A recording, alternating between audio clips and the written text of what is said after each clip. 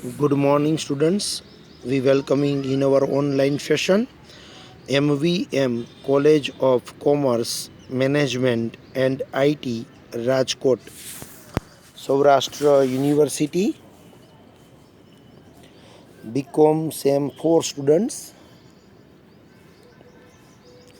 Subject Corporate Accounting 2. Lecture number 3.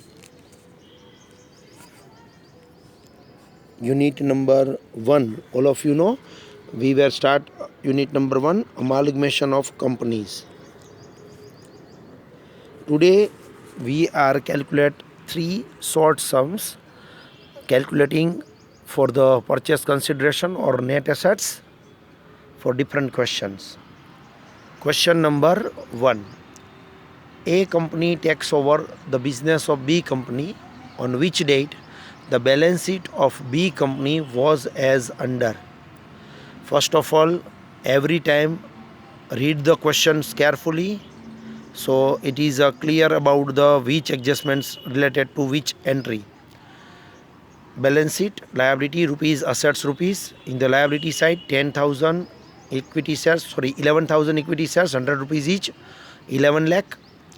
General reserve 40,000, 6% debenture 2 lakh, bank overdraft 50,000, workman compensation fund 20,000, sundry creditors 45,000, total 14 lakh 55,000. અહીંયા number of shares 11,000 આવશે.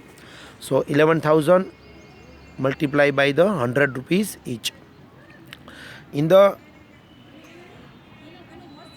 asset side, goodwill 1,50,000, land and building 2,25,000, machinery 7 lakh, stock 2 lakh, debtors 50,000, cash and bank balance 10,000, preliminary expenses 1,20,000, total 14,55,000.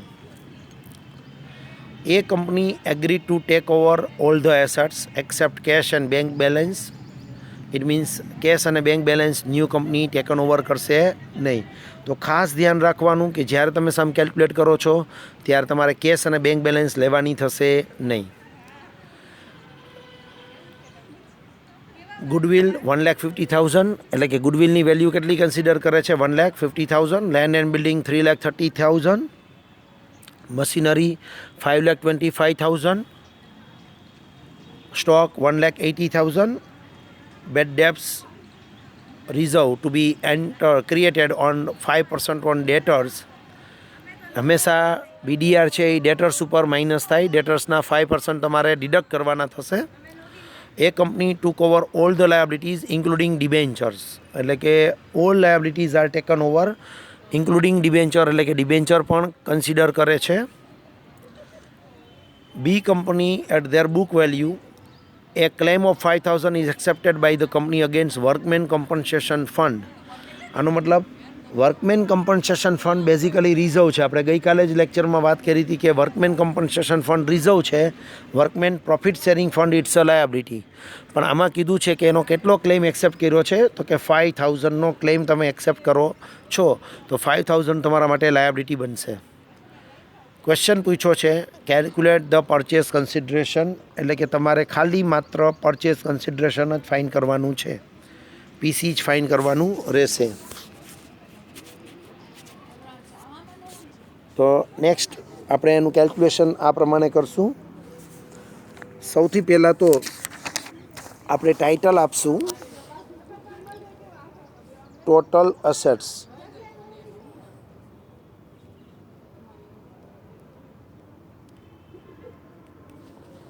આ title આપ્યા પછી જે first point નીચે એડજસ્ટમેન્ટમાં આપ્યો હતો એ લખશું ગુડવિલ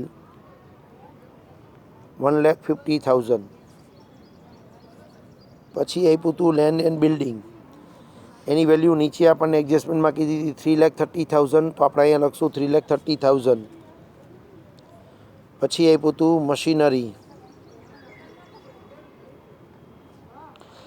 મશીનરીની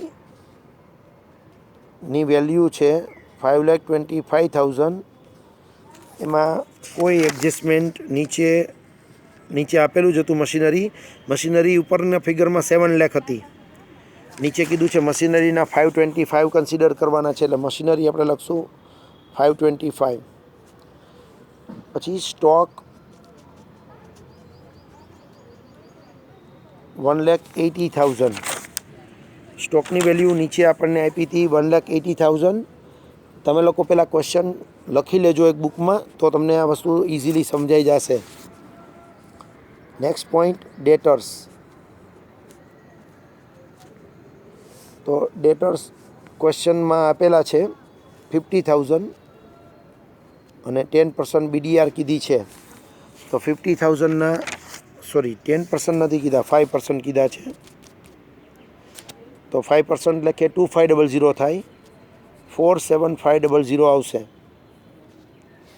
ડેટર્સનો ફિગર આવશે 47500 અને આનો ટોટલ તમારે કરવાનો જે આવશે 12,32,500.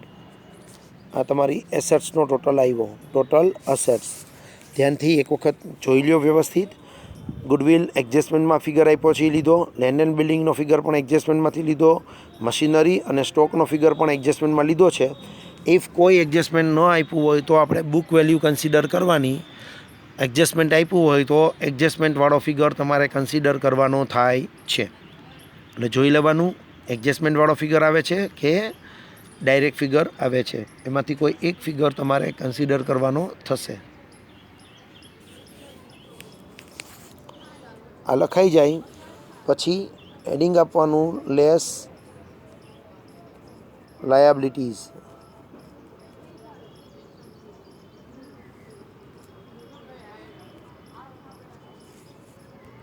લેસ લાયાબિલિટીઝમાં પહેલો પોઈન્ટ, આમાં ડિબેન્ચર પણ લઈ લેવાના કીધા હતા, તો ડિબેન્ચર આવશે 2 લાખ. પછી બેંક ઓવરડ્રાફ્ટ આવશે 50,000, એ પણ લાયાબિલિટી કહેવાય. પછી ક્રેડિટર્સ 45,000, એમાં કોઈ એડજસ્ટમેન્ટ નથી, એ પણ આવશે લાયાબિલિટીમાં. વર્કમેન કોમ્પન્સેશન ફંડ, એકચ્યુઅલમાં વર્કમેન કોમ્પન્સેશન ફંડ રિઝર્વ કહેવાય, પણ અહીંયા આપણે 5,000ની લાયાબિલિટી એક્સેપ્ટ કરેલી છે, તો 5,000 લાયાબિલિટીમાં આવશે અને એનો તમારે ટોટલ કરવાનો, જે ટોટલ મળશે તમને 3 લાખ. હવે જોઈ લો એક વખત, પહેલાં ડિબેન્ચર લખવાના છે 2 લાખ, બેંક ઓવરડ્રાફ્ટ છે 50,000, ક્રેડિટર્સ છે 45,000 અને વર્કમેન કોમ્પન્સેશન ફંડ છે એ છે 5,000. તો આ પ્રમાણે તમારે લખવાનું થશે. આ લખાઈ જાય પછી તમારે શું કરવાનું, તો કે total assets minus total liability. તો ટોટલ અસેટ્સનો ટોટલ હતો 12,32,500, એમાંથી લાયાબિલિટીનો ટોટલ હતો 3 લાખ. એ માઇનસ કરશો તો આન્સર મળશે 9,32,500. It is called for net assets / PC. આપણે આને નેટ એસેટ્સ પણ કહી શકીએ અને પરચેસ કન્સિડરેશન પણ કહી શકીએ. તો આપણો નેટ એસેટ્સનો આન્સર કે પરચેસ કન્સિડરેશનનો આન્સર આવશે 9,32,500.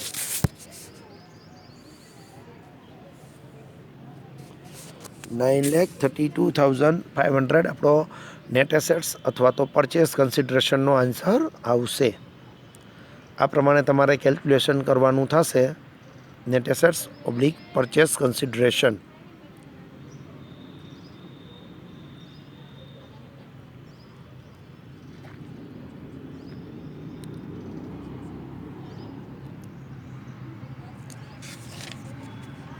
Now question number 2. Second question જોઈએ આપણે. With a view to amalgamate and take over the business of Gujarat Limited and Ahmedabad Limited, a new company, Bharat Limited, was formed. The balance sheet of Gujarat Limited as on 31st March 2020 was as follows: 60,000 equity shares of 10 rupees each in the liability side 6 lakhs. Reserve fund 1 lakh. Profit and loss account 80,000. Workmen profit sharing fund 45,000. Workmen profit sharing fund, it's a liability. Workmen compensation fund 25,000. 7.5% debenture 3 lakh. Sundry creditors 1,50,000. Total 13 lakh. In the asset side, goodwill 1 lakh. Land and building 4 lakh. Plant and machinery 3 lakh. Stock 1 lakh. Debtors 2 lakh. Cash and bank balance 50,000. And preliminary expenses 1,50,000. So total 13 lakh. આ આપણને balance sheet આપેલી છે, જેમાંથી તમને ખ્યાલ હશે મેં આની પહેલાં કીધું હતું કે ફિક્ટિશિયસ અસેટ્સ કન્સિડર ન થાય. ફિક્ટિશિયસ અસેટ્સ એટલે પ્રિલિમિનરી એક્સપેન્સીસ. પ્રિલિમિનરી એક્સપેન્સીસ છે એ કન્સિડર થાય નહીં. Bharat Limited takes over the assets of Gujarat Limited except cash અને બેંક બેલેન્સ. અહીંયા પણ સ્પષ્ટ શબ્દોમાં લખ્યું છે કે કેશ અને બેંક બેલેન્સ આવશે નહીં, એટલે એના પર ચોકડી મારી દેવાની. નેટ એસેટ્સનું કેલ્ક્યુલેશન કરો, એમાં કેશ અને બેંક બેલેન્સ આવશે નહીં. And the value agreed as follows. ગુડવિલના 140 કીધા છે, ઉપર 1 લાખ છે પણ નીચે 140 કીધા છે, તો આપણે 140 લેશું. લેન્ડ એન્ડ બિલ્ડિંગમાં 25% મોર કીધું છે, તો આપણે જે ફિગર છે 4 લાખ ઉપર લેન્ડ એન્ડ બિલ્ડિંગ, એક વખત પહેલાં ક્વેશ્ચન તમારી બુકમાં લખી લેજો, પછી તમે સમ કેલ્ક્યુલેટ કરજો અથવા સમજજો. તો લેન્ડ એન્ડ બિલ્ડિંગ 25% મોર કીધું છે, તો 4 લાખ ફિગર હતો, એમાં 25% એડ કરીને લખવાના. તો 4 લાખના 25% થાય 1 લાખ, એડ કરો એટલે 5 લાખ આવશે. દેન પ્લાન્ટ એન્ડ મશીનરીમાં 10% લેસ કીધા છે, તો પ્લાન્ટ એન્ડ મશીનરી 3 લાખ છે. 3 લાખના 10% કેટલા થાય? 30,000. 30,000 માઇનસ કરો તો ફિગર આવશે 2,70,000. સ્ટોકનો ફિગર 160 કીધો છે, તો ડાયરેક્ટ 160 લેવાનો. ડેટર્સનો ફિગર કીધો છે કે 5% BDR ગણવાનું છે, તો 5% BDR શું કરવાનું? માઇનસ કરીને લેવાનું થાય. A claim of 5,000 is accepted by the company against workman compensation fund. Same આગળના સમની જેમ જ વર્કમેન કમ્પન્સેશન ફંડ 5,000 કીધું છે, તો આપણે લાયબિલિટી સાઇડ દર્શાવવાનું થશે. Bharat Limited to cover the liability of Gujarat Limited at book value, એટલે બાકી બધી લાયબિલિટી લઈ લેશે. Find the PC, same question છે, પીસી ફાઇન્ડ કરવાનું છે. તો આપણે કેલ્ક્યુલેશન્સ કરશું. સૌથી પહેલી વર્કિંગ નોટ આવશે ટોટલ અસેટ્સ.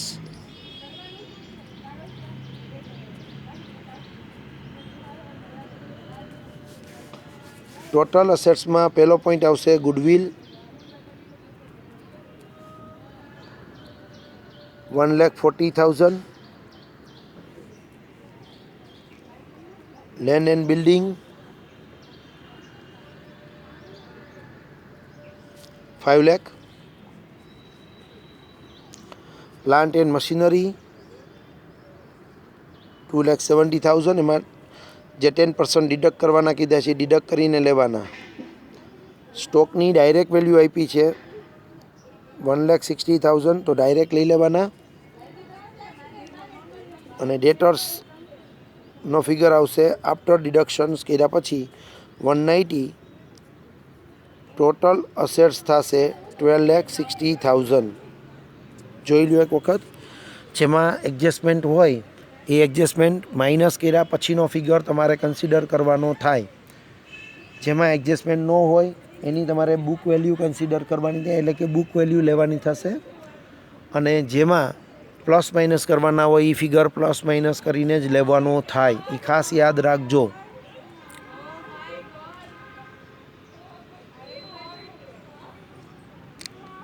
$12,60,000 ફિગર સમજાઈ ગયો.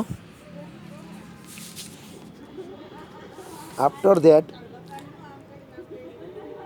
લેસ લાયબિલિટીઝ, એમાં પહેલું આવશે 7% ડિબેન્ચર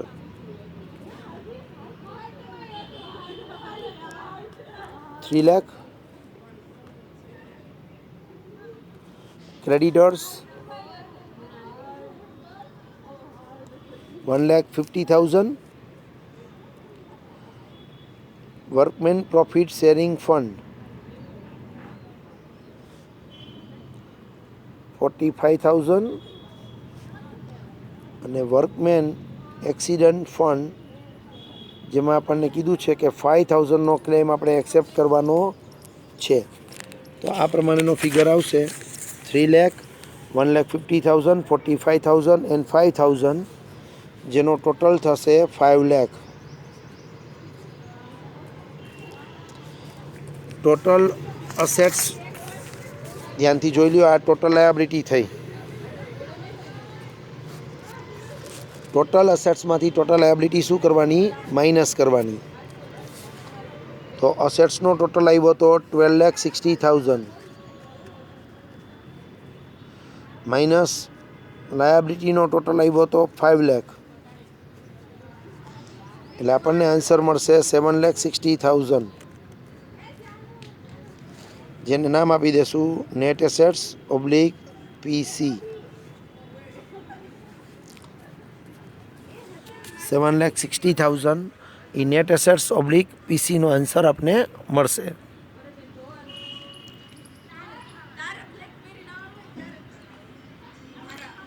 જોઈ લ્યો ધ્યાનથી.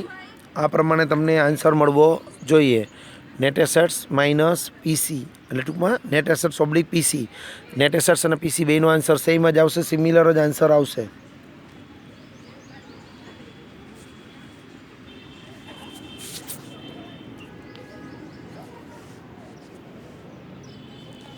Question number 3, today's last question. A Limited takes over B Limited carrying on the similar business. The share capital of B Limited consists of 6,000 fully paid equity shares of 500 rupees each and 1,300 debenture of 500 rupees each. A Company Limited agree to discharge the purchase price as follows. આ કઈ method થશે આપણી? તો કે second method, consideration method. પહેલાં બે સમ કર્યા એ net assets મેથડના હતા. નેટ એસેટ્સ મેથડમાં તમને અસેટ્સ આપેલી હોય, એમાં જે વેલ્યુ આપી હોય માર્કેટ વેલ્યુ, તો આપણે એ કન્સિડર કરવાની હોય છે. જ્યારે આમાં આપણે ડાયરેક્ટ કન્સિડરેશન મેથડથી કેલ્ક્યુલેશન કરશું. પરચેસ પ્રાઇસ કેવી રીતે આપી છે? તો કે 90 rupees in cash for each shares in B Limited. એટલે કે બી લિમિટેડના એક શેરના બદલામાં 90 રૂપીઝ શું આપે છે? Cash. Second point, 4 shares of 100 rupees each fully paid 140 rupees પર શેરના રેટમાં આપશે.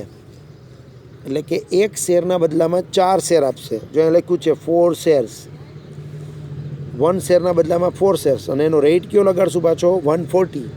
એટલે પ્રીમિયમથી શેર આપ્યા કહેવાય. અને છેલ્લો point, 1 debenture 500 rupees is in exchange of the every debenture of B Limited. તો એ પોઈન્ટ આપણે કીધો હતો કે જો ડિબેન્ચરના બદલામાં ડિબેન્ચર આપતા હોય, ડિબેન્ચરના બદલામાં ડિબેન્ચર આપતા હોય તો ડિબેન્ચરને પરચેસ કન્સિડરેશનમાં લેવાનું નથી.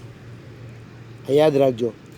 ડિબેન્ચરના બદલામાં ડિબેન્ચર આપે તો ડિબેન્ચરને પીસીમાં લેવાનું થશે નહીં, એટલે કે પરચેસ કન્સિડરેશનમાં આવશે નહીં. ક્લિયર?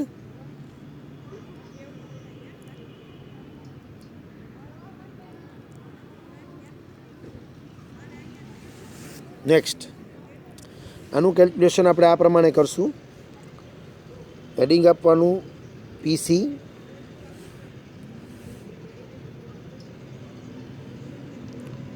પહેલો પોઈન્ટ આપશે કેશ. 90 રૂપીઝ આપવાની વાત હતી અને નંબર ઓફ ઇક્વિટી શેર્સ છે 6,000, તો 5,40,000 રૂપીઝ આપશે. 5,40,000 રૂપીઝ આપશે કેશ. બીજું આપશે ઇક્વિટી શેર્સ, તો 4 શેર આપવાના છે. તો આપણે આમ મૂકવાનું 1 એ 4 શેર, તો 6,000 એ હાઉ મચ?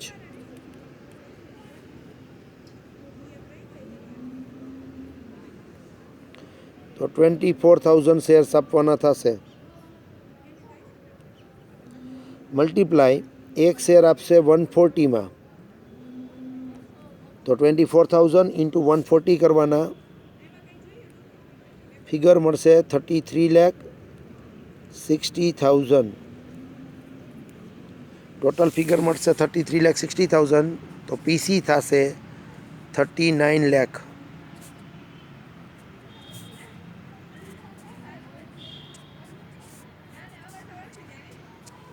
આ ફિગર તમને મળશે 39 લાખ, એને કહેવાય પીસી.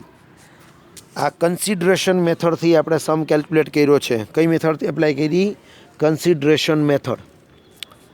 જ્યારે તમને કહી દીધું હોય કે કેશ આપે છે, ઇક્વિટી શેર આપે છે, શું આપે છે એ શેરના બદલામાં, એને કન્સિડરેશન મેથડ કહેવાય. તો કન્સિડરેશન મેથડનો આન્સર આવશે 39 લાખ પીસી. પીસીનો આન્સર થશે 39 લાખ. ધારો કે ક્વેશ્ચનમાં એવું કીધું હોત કે ભાઈ નેટ એસેટ્સ છે એ 38 લાખ થાય. કદાચ કહી દીધું હોત ક્વેશ્ચનમાં કે ભાઈ નેટ એસેટ્સ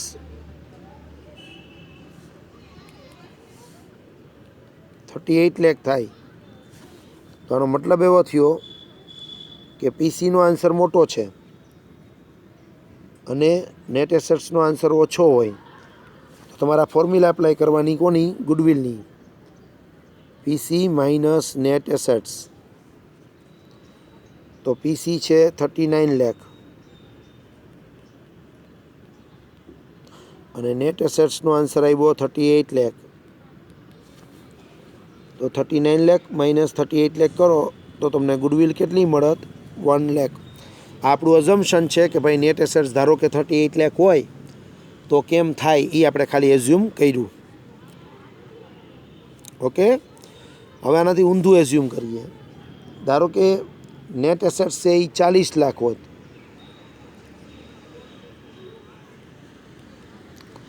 તો આપણને અહીંયા કેપિટલ રિઝર્વ મળત. કારણ કે કેપિટલ રિઝર્વની ફોર્મ્યુલા છે નેટ એસેટ્સ માઇનસ પીસી. નેટ એસેટ્સ તમને અહીંયા 40 લાખ આપી છે અને પીસી આપણે કાઉન્ટ કર્યું તો 39 લાખ જ હતું. તો તમને આન્સર મળે 1 લાખ. આનો મતલબ તમારો આન્સર 1 લાખ રૂપીઝ આવે. 1 લાખ રૂપીઝ તમને મળશે કેપિટલ રિઝર્વ. આનો મતલબ જો નેટ એસેટ્સનો ફિગર હાઈ હોય તો તમને કેપિટલ રિઝર્વ મળે અને પીસીનો ફિગર મોટો હોય તો તમને મળશે ગુડવિલ. એટલે આઈધર ગુડવિલ યા કેપિટલ રિઝર્વ બેમાંથી એક મળશે, જેની ફોર્મ્યુલા આપણે આપેલી છે આગળ, એ પ્રમાણે તમારે જોઈ લેવાની રહેશે. Okay, thank you. આજે આપણે શોર્ટ સમ સ્ટડી કર્યા, નેટ એસેટ્સ અને પીસી. હવે નેક્સ્ટ લેક્ચરથી પછી આપણે લોંગ સમ સ્ટાર્ટ કરશું. બરાબર.